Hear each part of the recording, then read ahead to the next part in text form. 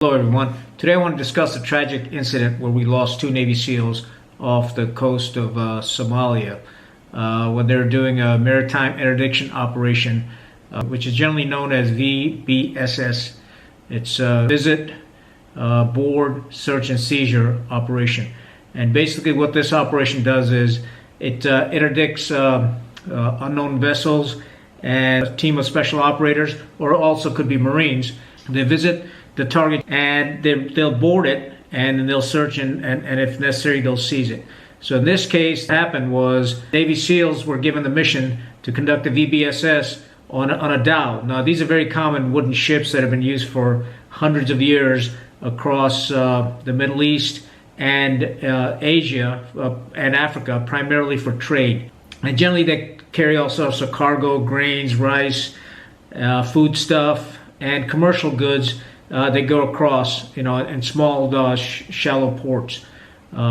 So the Navy SEALs were given the mission to conduct the VBSS. Typically what happens is we have an incredible amount of advantage at nighttime. And the reason being is because the approach to the target vessel, they don't see us coming, and consequently you're able to approach close up to the target vessel, probably late at night when most of the crew is asleep. And then you conduct a boarding, and that boarding, there's a couple of ways to do it. One is by a ladder, or the other ones they put a pole up there and they climb up the pole. Now, I'm certainly not a Navy SEAL, but I do have experience in VBSS type missions as a battalion landing team commander, and because we were trained and to conduct these types of missions, and I've done a couple of them. And they're high risk. Reason being is because you're out at sea. You've got a small contingent of Marines or Navy SEALs that are out at sea doing these missions. And each one of the operators has got a lot of gear on them. Now bear in mind, they not only have their own personal weapon, but they've got other types of gear, because once you get on board that ship, you don't have the ability to reach back and get more, get things that you need. So they may have breaching gear, bolt cutters, sledgehammers, and things of that nature. So each person has got, 60 pounds of gear on them, and climbing up that ladder takes an incredible amount of strength.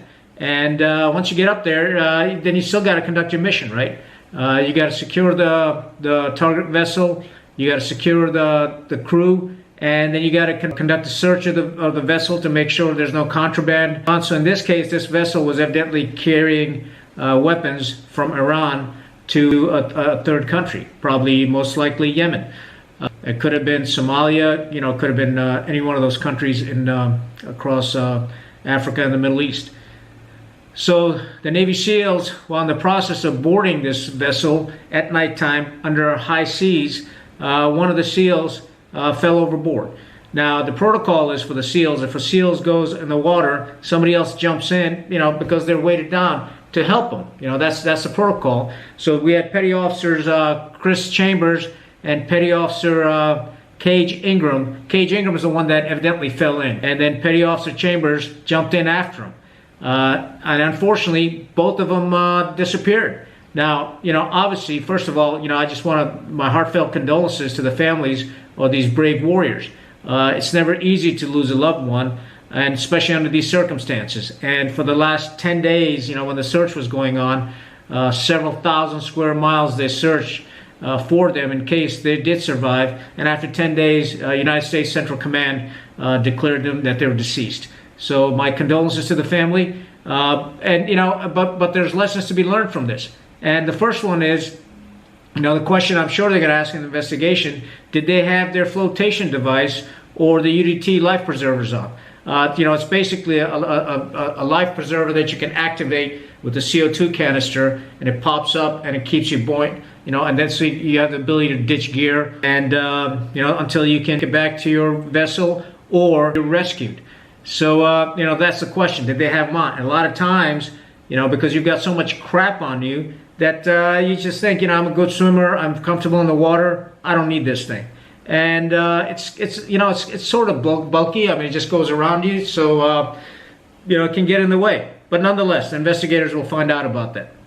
The second thing that they'll probably ask is, what was the impending necessity to conduct this mission at night.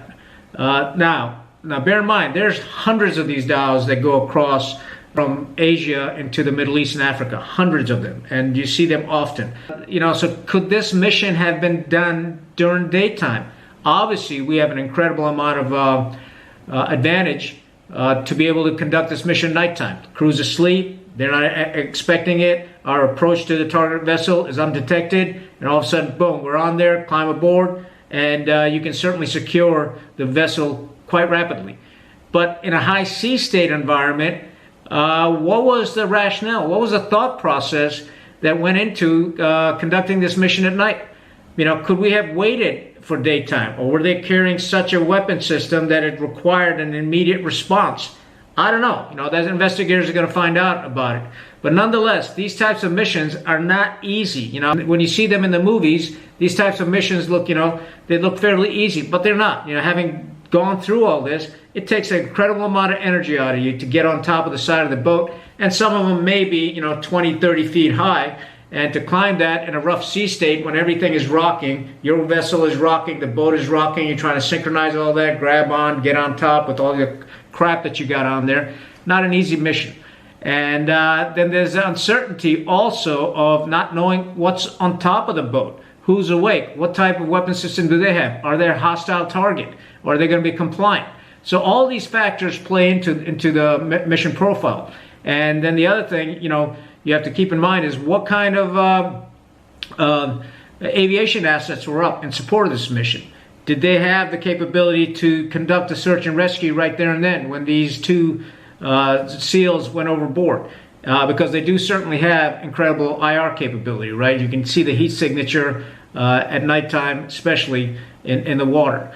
So nonetheless, a very tragic event for these two brave warriors. Our hearts go out to the families. Stay rugged. Khan out.